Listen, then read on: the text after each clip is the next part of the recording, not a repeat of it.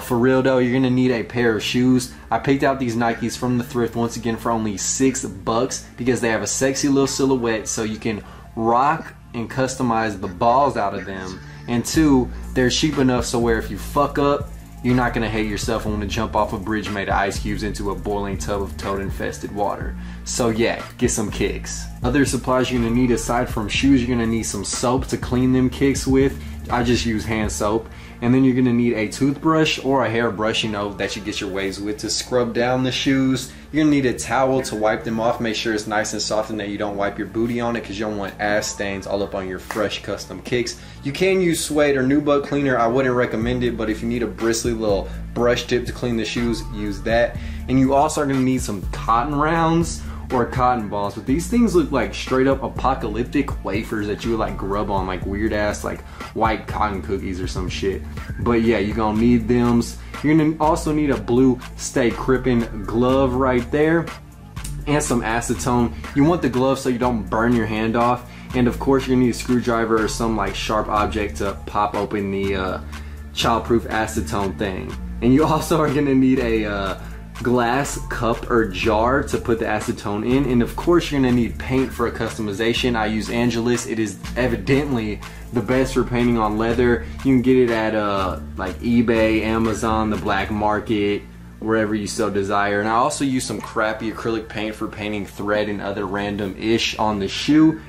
And then you're gonna need, of course, some paint brushes. These are actually Artist Loft, but you can get other brands such as your grandmother's basement. And then you're gonna need some blue painter's tape. Once again, keep it crip and cut. JK, if your blood don't kill me or other gang affiliated member. And then a plastic container to mix your paint in. LeBron lost? Alright, so before we even get into the steps, the first thing you guys need to do is come up with an idea. So in Adobe Illustrator, I went ham and created this mock-up of the shoe, but you guys can just draw it or have a mental picture in your head. But either way, just have an idea of how you want the shoe to turn out. Alright, so step one, grab them kicks and get out them fat shits. So these laces are fat than a mug or thick. I'm not trying to offend anyone. And then just pull them out of their eyelet storage facilities, and definitely be sure to wear a mask because, you know, there's dust, asbestos, all kinds of illnesses up in them laces. Alright, so after you get the laces out, you're gonna want to get your soap in hand, your toothbrush on deck, Patron on ice, you know, feel on them bristles. And then get your little dust rag, your little wash rag, your little ish, and then basically just scrub the hell out of them hoes. So as you can see, I am going in, whipping work like a boss, just getting rid of that initial layer of dirt because you don't want that like all up in the way. Even though you're gonna acetone the shoes later, I just like to do an initial quick little clean down of the shoe.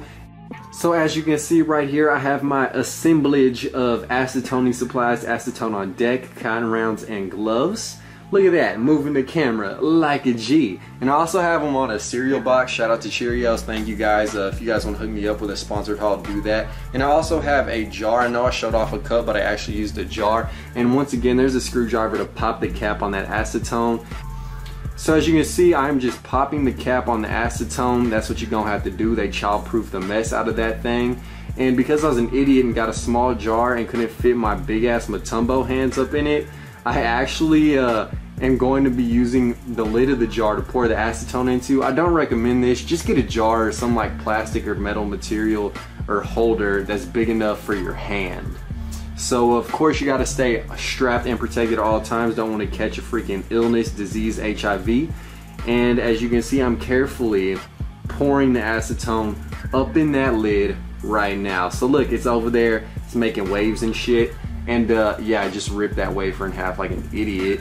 But yeah, here's the cotton round once again. I'm gonna flip and dip it into the acetone middle finger, and then I'm gonna go ahead and just scrub the living hell out of these shoes to get rid of a layer of wax that actually protects the paint. I actually look like I could be naked right here a little bit.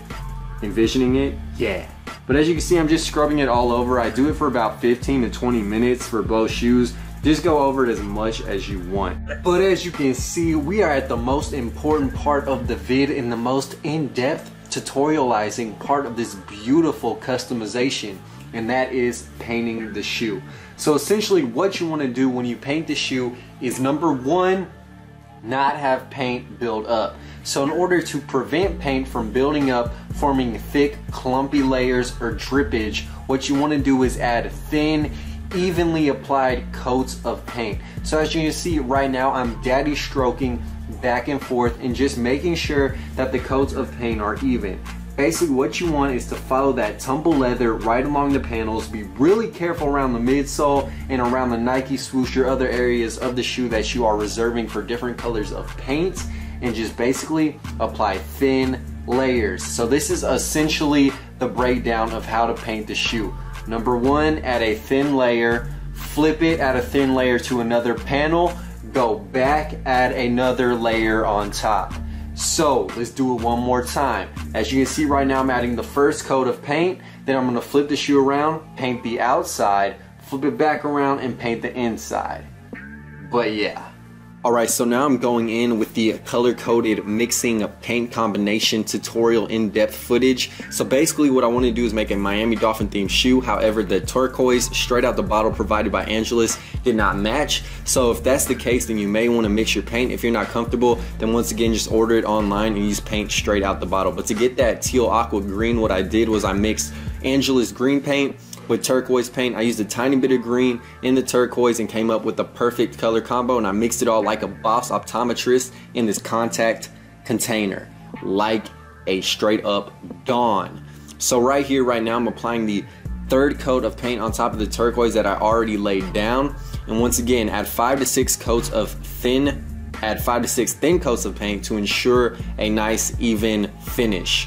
So as you can see, I'm just hitting the toe box right now, and if you peep game at the tongue, it does look uneven. However, that goes away with the 5 to 6 coats of paint that I apply. You can apply a minimum of 4, but I recommend 5 to 6 to ensure maximum evenness. And as you can see, hitting up the tongue, straight French kissing it with a paintbrush like a boss. You know, I'm all cultured and stuff. I speak French in my vulgarity, and I also am French. Not really, but boom. So that's pretty much done. Now it's time to paint the Nike swoosh. It is black, so I'm going to cover it with white just to add some unity to the shoe with that 3-tone combo, white, orange, and that teal aqua green. And once again, apply thin coats of paint all up on that swoosh, that check, that Nike logo. And if you can see through the white paint, don't worry about it, because the more white you add, the more cocaine is up in your nostril. JK, but yeah, just add more and more white paint once again, because the more layers you put on, the more even it will look, and the more sexy and unified your whole shoe will be as a whole.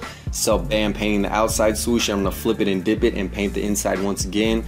I apply multiple coats of paint to repeat myself and be extra repetitious, and bam, the Nike swoosh is complete. Now you're gonna want to whip out the painter's tape in order to paint the midsole. So I just get a piece and then I divide it all up in half. Look at that, long division, quadratic equations, calculus, like a gangster. Then I divide it even further and rip them into tiny little shard debris particles of blue painter's tape. Keep it crip and cut, not JK blood. And then you want to start lining the midsole. So as you can see, I'm using the factory refined edge to just put it around the midsole, fully wrap the shoe, and fully embrace its natural shape of awesomeness. And yeah, I'm just putting it around the midsole right now. And once that's done, then you can hit it with the white paint to cover up that ugly, like, black stripe. Actually, there are dual black stripes and they're equally ugly both ways. So yeah, you just want to shape it and conform it to the shape of the midsole. Small pieces are preferred. Right now, I'm going ahead and just using white paint and putting it over those, once again, ugly dual-wheeled black stripes on the midsole. I apply about 10 thin coats of paint onto the midsole. I am using Angelus just to make sure the glossiness is consistent. And once again, I apply that many coats of paint to ensure maximum durability, evenness of coats, and overall general sexiness on the midsole of this kick. So once again, you can paint the bottom of the shoe if you would like, if you're that anal about it, but I just recommend painting the sides of the midsole, because why would you paint the bottom if it's going to get dirty anyways? But as you can see, I'm hitting the toe portion of the midsole, once again just getting rid of all that ugly blackness to make sure it's a pure cocaine Scarface level white. And bam, there is the completed midsole and Nike swoosh. Thing looks sexy. So now I'm going to hit orange to match the Miami Dolphin theme once again on the back. Maybe this stripe, but I actually don't because that looks trifling. And along the eyelet storage container facility holder white strip. So right now I'm just using orange paint. Once again, applying my first coat like the G I am. And I'm going ahead and just painting on top of the Nike embroidered shit. And now I'm going to apply the orange paint on the eyelet storage facility where the laces are nice and housed all up in the little hose. You dig, straight porous. Look at that, it's like a sponge and shit. Not really, but once again, applying 4 to 5 coats of paint. With the orange, I actually only apply 4 coats of paint because I don't really need to apply too many because it actually turned out quite even, quite sexy, and quite to my liking, mate. And bam, last coat of paint. As you can see, it's nice, even, and sexy. Once again, just be sure you don't get that orange paint on the teal regions of the shoe, so be extra careful about it. But now that that's done, we're gonna turn over to the more detail-oriented part of the customization, and that is painting the embroidery. So essentially all I do is get a really thin paintbrush and just hit it up with cheap Wally World acrylic paint. So you can use any type of acrylic paint for the embroidery, whether it's Jordans, Nikes, Adidas, whatever shoe, you can hit the embroidered region with just normal acrylic paint. So I'm using white paint right here, and I'm gonna put it into my plastic container and go ham. And now I'm applying paint to the E and just being extra careful. Now do and paint the shoe in whatever manner is comfortable for you. So I like holding it up close to my face just to make sure I don't F up. And once again, I'm just being extra anal, extra careful, and really highly observant, straight up like a spy, Bill Nye the Science Guy, going ham all up on that Nike embroidery.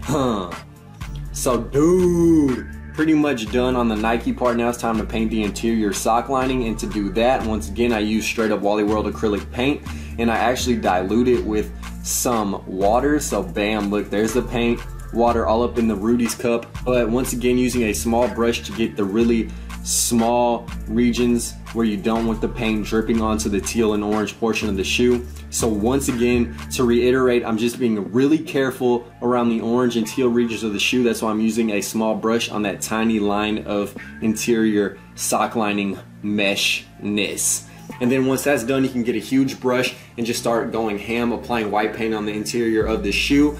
And I apply about 2 to 3 coats of watered down acrylic paint just to ensure it soaks in the mesh.